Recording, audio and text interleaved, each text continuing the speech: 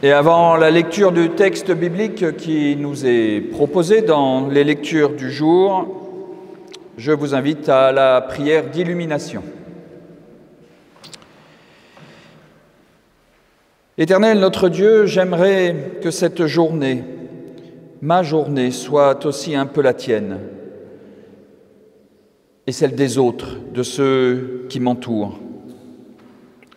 Aussi, je te demande pour maintenant la grâce de ta parole, que les mots et que les gestes qui en témoigneront soient assez forts, assez clairs pour que je les reçoive avec confiance.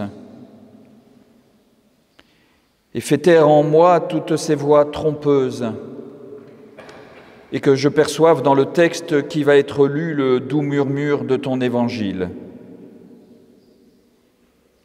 qui fasse naître en moi et en nous tous la confiance simple des enfants de Dieu, et alors nous pourrons t'appeler Père. Amen.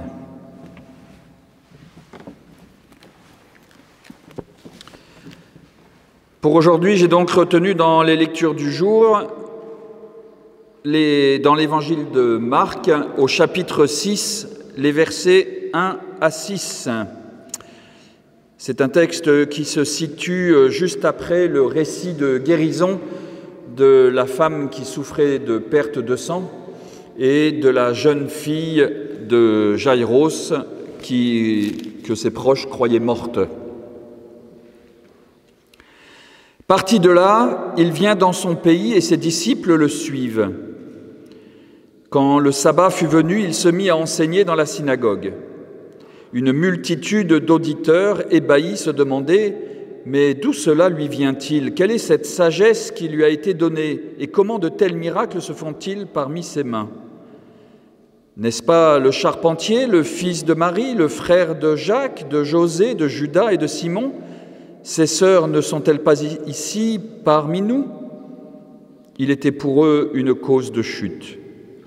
Jésus leur disait « On ne refuse pas d'honorer un prophète, sinon dans son pays, parmi les gens de sa parenté et dans sa maison. » Il ne pouvait faire là aucun miracle, sinon qu'il guérit quelques malades en leur imposant les mains. Il s'étonnait de leur manque de foi. Seigneur, ta parole est vérité, sanctifie-nous par ta vérité. Amen.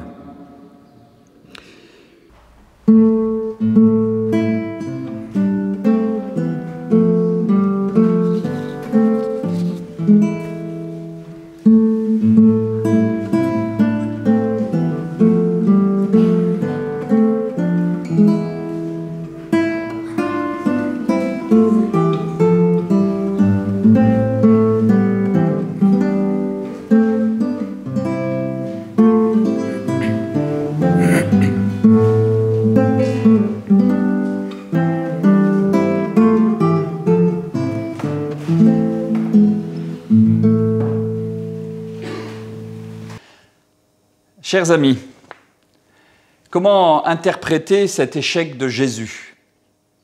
Oui, c'est un échec où, en tout cas, nous pouvons le lire comme un échec. Il y a tout le vocabulaire d'une mission ratée.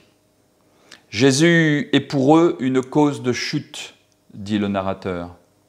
Jésus fait remarquer que les gens autour de lui refusent sa prédication. Jésus n'arrive à faire aucun miracle à part quelques guérisons. Et Jésus conclut qu'il déplore le manque de foi. C'est l'échec d'une mission, l'échec d'une prédication. Et il y a cette phrase de Jésus qui est presque un aveu d'échec. On ne refuse pas d'honorer un prophète sinon dans son pays, parmi les gens de la parenté.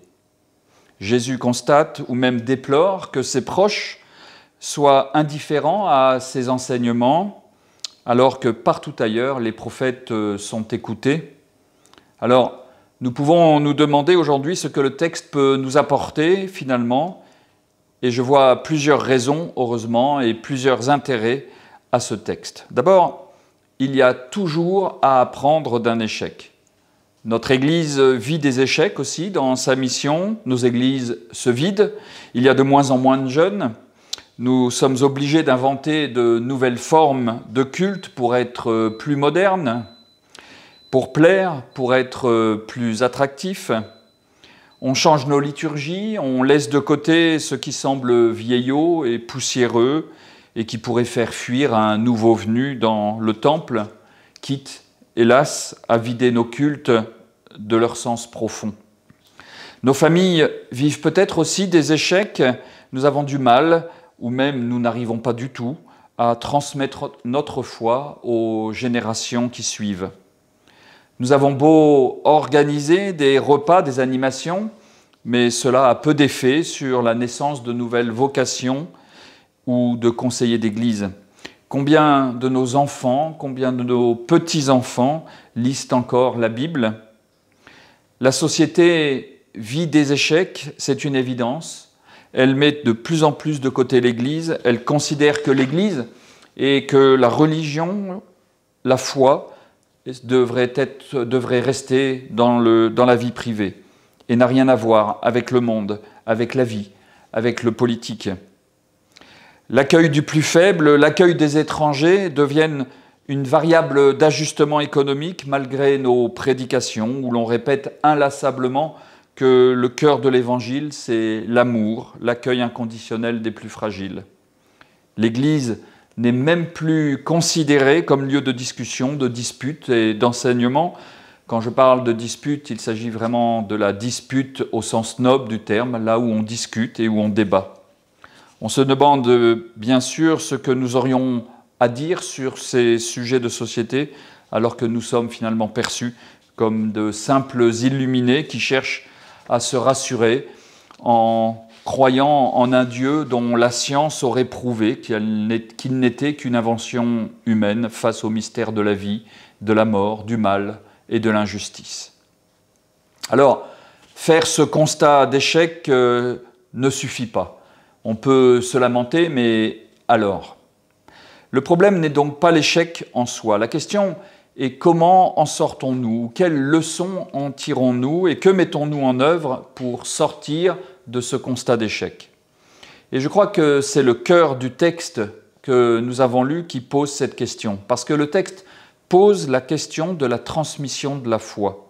Quelle est donc cette foi qui n'a pas été transmise et qui a été mise en échec ? Je vous propose donc dans cette prédication de faire surgir la bonne nouvelle à travers ce récit d'échec de la transmission de la foi, en faisant le lien avec le récit qui précède celui d'aujourd'hui. Nous verrons qu'avoir la foi consiste à accepter d'être toujours un étranger dans cette terre qui nous est promise, qu'est l'Évangile. Nous verrons qu'avoir la foi, c'est mettre sa confiance dans une espérance qui dépasse tous les espoirs. Avoir la foi, c'est avoir cette même espérance, cette confiance chevillée au corps que l'étranger met dans un nouveau pays qui l'accueille. Nous commencerons donc par comparer notre texte avec celui qui précède pour découvrir que la bonne nouvelle surgit quand on reste ou que l'on devient un étranger dans la foi. Et ensuite, nous chercherons la bonne nouvelle de ce verset qui affirme que Jésus est une cause de chute. De quelle chute parle Jésus ? Alors, tout d'abord, ce récit commence par Jésus qui part de là. Dans le récit qui précède le nôtre, Jésus était dans un lieu où il a guéri la jeune fille du chef d'une synagogue, Jaïros, qui était considérée comme morte par son père. Et il a guéri ensuite une femme qui souffrait de perte de sang depuis 12 ans. Jésus conclut en disant à la femme « Ta foi t'a sauvée ». Et au père de la jeune fille, Jésus dit « N'aie pas peur, crois seulement ». Et ensuite, Jésus part de là, il va vers autre chose et il se tourne vers une autre mission. Ce départ de Jésus nous interpelle nous aussi. Si Jésus ne tient pas en place et ne se contente pas de ces petites prédications là où ça peut marcher, là où on l'écoute sagement, eh bien cela m'interpelle aussi, moi, dans ma vie de pasteur. Et nous aussi, nous tous, dans notre vie d'Église. Sommes-nous capables de nous déplacer? Nous aussi, sommes-nous capables de prêcher l'Évangile, d'annoncer une bonne nouvelle au-delà de nos frontières d'Église? Si je me contente finalement de prêcher le dimanche matin dans nos temples ou le vendredi à la Fondation Rollin, c'est déjà bien, mais est-ce suffisant? Nous sommes ici à peu près tous convaincus que Christ est ressuscité, même si nous mettons des nuances dans la compréhension des termes. Nous nous retrouvons aussi à peu près tous dans la même confession de foi, mais Jésus part de là. Il se tourne vers ceux qui ne sont pas acquis à la bonne nouvelle des évangiles, ou plutôt qui croient l'être parce qu'ils croient connaître Jésus par cœur, parce qu'ils savent tout sur lui et tout sur ses frères et sœurs. Mais leur foi est inexistante, dit Jésus. Partir de là où nous sommes, c'est accepter d'être étranger là où nous arrivons. C'est accepter de ne pas connaître là où nous arrivons. Jésus, en se déplaçant d'un lieu à un autre, est finalement un peu étranger, partout où il arrive. Mais partir de là où nous sommes ne signifie pas seulement quitter nos murs et notre entre-soi d'église. N'est-ce pas aussi l'Évangile que l'on doit déplacer en nous? N'est-ce pas quitter ce que l'on tient pour vrai dans l'Évangile, faire un pas de côté dans nos compréhensions, dans nos certitudes sur notre foi? Quand l'Évangile s'installe en nous et qu'il ne devient trop familier et qu'il ne nous touche plus, qu'il ne nous déplace plus, qu'il ne nous fait plus vivre l'inattendu quand on tombe dans la routine, dans le rituel de la religiosité, et qu'il ne nous donne même plus de souffle neuf dans notre existence, c'est que Jésus. Et donc l'Évangile ne nous fait plus partir de là où nous sommes. Il ne nous déplace plus. Jésus part de là. C'est la promesse d'une nouvelle vie qui peut démarrer pour nous. C'est une promesse d'une nouvelle vie possible à condition de se laisser bousculer, de se laisser bouger par l'Évangile, au lieu de s'installer confortablement dans des certitudes de la foi, parce que l'on croit tout connaître sur Jésus.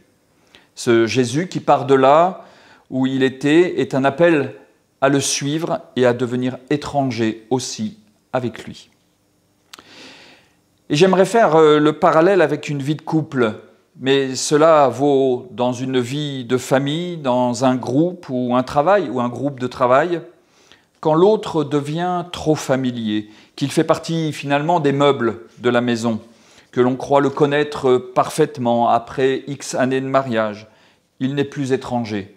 On pense qu'il n'y a plus rien à découvrir, plus rien ne peut nous surprendre, puisqu'on le connaît sous toutes ses coutures. Rester un étranger pour l'autre, c'est ne pas installer de l'indifférence entre les deux, mais c'est remettre de la curiosité. C'est accepter de se laisser surprendre par de l'inattendu qui vient de l'autre. C'est ce que nous retrouvons dans le récit qui précède notre récit d'aujourd'hui. Un chef de la synagogue qui sait tout de la religion, mais qui ne sait rien de Jésus, lui court après pour faire surgir la vie, là où il croit qu'il n'y en a plus. Une femme qui a des pertes de sang depuis 12 ans, c'est seulement que Jésus peut l'aider. Elle vient chercher sa puissance auprès de lui. Et dans les deux cas, la foi ne consistait pas à savoir tout sur Dieu, à répéter un catéchisme appris par cœur inlassablement. La foi consistait à mettre son espérance dans une vie nouvelle possible. Notre espérance aujourd'hui ne consiste donc pas à mettre notre foi dans la réalisation d'un miracle surnaturel. Notre foi consiste à mettre notre confiance dans les évangiles qui ont encore une parole de Dieu à nous révéler et pour faire surgir la vie dans nos vies tourmentées et inquiètes. N'aie pas peur, crois seulement, dit Jésus. Et j'ai tenu à faire ce rapprochement entre les deux textes qui se suivent pour montrer comment l'un aide à la compréhension de l'autre.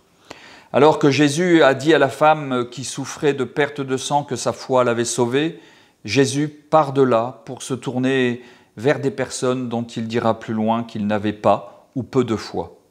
Notre passage surgit comme un miroir inversé.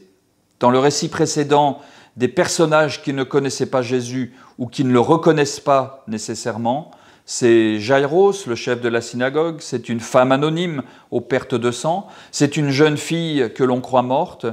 Aucun ne reconnaissait Jésus comme un sauveur. Et pourtant, leur foi les sauve, dit Jésus. Alors que dans notre récit aujourd'hui, les personnages prétendent connaître Jésus, ils le reconnaissent comme le fils du charpentier, ils connaissent parfaitement la généalogie de Jésus, ils le reconnaissent comme le frère de Jacques, de José, de Judas, de Simon, dit le texte. On le connaît aussi par ses sœurs qui sont présentes. On le connaît donc très bien. Et pourtant, ils n'ont pas ou peu de foi. Nous avons vu que ceux qui ne connaissaient pas Jésus étaient reconnus comme des personnes de grande foi, et ceux qui le connaissaient très bien sont reconnus comme peu de foi. La bonne nouvelle, elle est peut-être là. Jésus doit rester pour nous un étranger, un inconnu, parce que c'est cet étranger qui nous surprendra par un nouveau regard, une nouvelle parole. Le Christ et donc l'Évangile doit toujours rester cet inconnu au fond de nous pour que nous soyons toujours prêts à partir de là où nous sommes, pour aller à sa quête, pour se laisser bousculer, se laisser surprendre, lire et relire les Évangiles en se laissant surprendre par un passage, un mot, une histoire que l'on n'avait pas entendue précédemment. Et si Jésus reste un étranger, nous nous demanderons toujours qui il est. C'est cela, considérer l'Évangile comme toujours étranger à nous-mêmes et pour chercher à mieux le connaître. Et nous devons nous-mêmes être cet étranger qui cherche à découvrir cette nouvelle vie dans l'Évangile. Passons maintenant à ce verset qui parle de chute. Lorsque le texte dit que Jésus était pour eux une cause de chute. Et nous retrouvons cette expression en Marc 4 dans le passage où Jésus propose une explication de la parabole du semeur. Il dit « Quant à ceux qui ont été ensemencés dans les endroits pierreux, ce sont ceux qui, lorsqu'ils entendent la parole, la reçoivent aussitôt avec joie. Mais ils n'ont pas de racine en eux-mêmes et ils ne tiennent qu'un temps. Sitôt que survient la détresse ou la persécution à cause de la parole, c'est pour eux une cause de chute. » Et en Marc 14, il est aussi question de chute quand Jésus annonce que Pierre le reniera. Et Jésus dit « Il y aura parmi nous tous une cause de chute. » Alors, il faut passer quelques instants par le grec pour comprendre le sens de cette chute. Qu'est-ce que cela signifie? Ce qui est traduit ici par chute est le mot grec « scandalizo ». Et vous entendez évidemment le mot « scandale » en français. C'est exactement le même mot que Paul utilise dans l'Épître aux Corinthiens au chapitre 1 quand il dit « Nous prêchons un Messie crucifié, scandale pour les Juifs, folie pour les païens. » Ou selon d'autres traductions, nous proclamons un Christ crucifié, cause de chute pour les Juifs et folie pour les non-Juifs. En traduisant par chute, cela laisse entendre dans nos esprits modernes formatés au XXIe siècle qu'il y a une idée de péché. On parle de chute quand on parle du péché originel qui, entre nous soit dit, n'est pas du tout biblique. Le péché originel n'est pas dans la Bible. Mais ce n'est pas cela. Les paroles de Jésus sont un scandale parce qu'elles ne correspondent pas aux enseignements qu'ils reçoivent dans les synagogues. Les paroles de Jésus contestent les représentations du Dieu qu'ils se sont faites, un Dieu de jugement, un Dieu qui leur donnait une supériorité sur le monde, un Dieu de pouvoir. Le Dieu que Jésus prêche est un Dieu qui ne cesse de se cacher, un Dieu qui nous permet de vivre avec nos questions, avec nos manques, avec nos faiblesses. C'est un Dieu de pardon, d'amour et de grâce. Jésus prêche un Dieu qui m'invite à être étranger pour n'avoir de cesse cette soif de le découvrir encore plus. La prédication est donc un scandale, la prédication de Jésus est un scandale. Elle est cause de chute parce qu'elle transgresse l'ordre établi dans le judaïsme traditionnel. Elle nous fait trébucher parce qu'elle rompt avec les images traditionnelles de Dieu que nous nous faisions. L'Évangile est cause de chute au sens de scandale parce que l'Évangile est subversif, parce qu'il renverse les valeurs que l'on croyait avoir reçues. Il y a encore un verset dans la Genèse qui m'a toujours interpellé, en Genèse 17. C'est Dieu qui parle à Abraham. Dieu dit à Abraham, « Je te donnerai à toi et à ta descendance après toi comme propriété perpétuelle le pays où tu séjournes en étranger, tout Canaan, et je serai leur Dieu. » Nous pouvons nous limiter à cette promesse d'un territoire géographique et nous pourrions penser que cela ne concernerait seulement que les Hébreux il y a 3000 ans. Un lieu que Dieu leur donne pour que le peuple d'Israël puisse habiter, mais y habiter toujours en immigré et en étranger, dit le texte. Mais en préparant cette prédication, je me suis dit qu'il pouvait y avoir aussi un autre sens pour nos vies aujourd'hui. Avec la Nouvelle Alliance, cette propriété perpétuelle qui est à notre disposition, cette propriété que Dieu nous donne, notre terre promise à nous, eh bien ce sont les évangiles. Et voici justement le scandale. Voilà l'occasion de chute pour les Galiléens proches de Jésus. Dieu nous appelle à vivre en immigré dans l'évangile, dans un lieu inconnu, un lieu toujours à découvrir comme une terre inconnue, mais accueillante. Y chercher toujours un langage, toujours à décoder. Et dans notre texte, les proches de Jésus ne sont pas en terre inconnue. Ils n'y vivent pas comme des immigrés, comme des étrangers, mais ils y vivent comme des familiers. Ils n'y ont plus rien à découvrir puisqu'ils savent tout sur Jésus. Être un étranger, c'est cheminer. En hébreu, d'ailleurs, le mot que l'on traduit par étranger signifie aussi avoir peur, se laisser surprendre, mais c'est aussi la même racine pour pèlerinage. Je disais au début qu'il y avait eu un échec de la mission de Jésus, de sa prédication. Mais s'il y a eu un échec, c'est son entourage qui n'a pas su se positionner en étranger face à ses enseignements, pour se laisser bousculer. Prétendre tout savoir sur tout, c'est finalement se fermer au dialogue, c'est refuser l'altérité qui s'offre à nous tous. Il prétendait connaître trop bien Jésus, il savait d'où il venait, il connaissait sa famille, mais connaître l'Évangile, ce n'est pas connaître l'identité du rédacteur du texte biblique, ce n'est pas connaître le lieu d'écriture, c'est connaître l'Évangile, c'est se laisser traverser par le texte biblique et se laisser renverser par la parole de Dieu qui naît dans la parole, dans la lecture des Évangiles.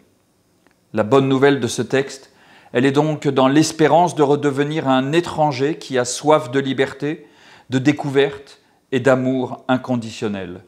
Redevenir un étranger pour partir en pèlerinage dans le texte des Évangiles et dans les paroles de Jésus. C'est avoir peur de recevoir la parole de Dieu en pleine figure, parce que Dieu n'est pas là pour nous caresser dans le sens du poil. Il est là pour nous surprendre. C'est reconnaître que nous serons toujours un étranger pour laisser surgir Dieu là où on ne l'attend pas. Amen.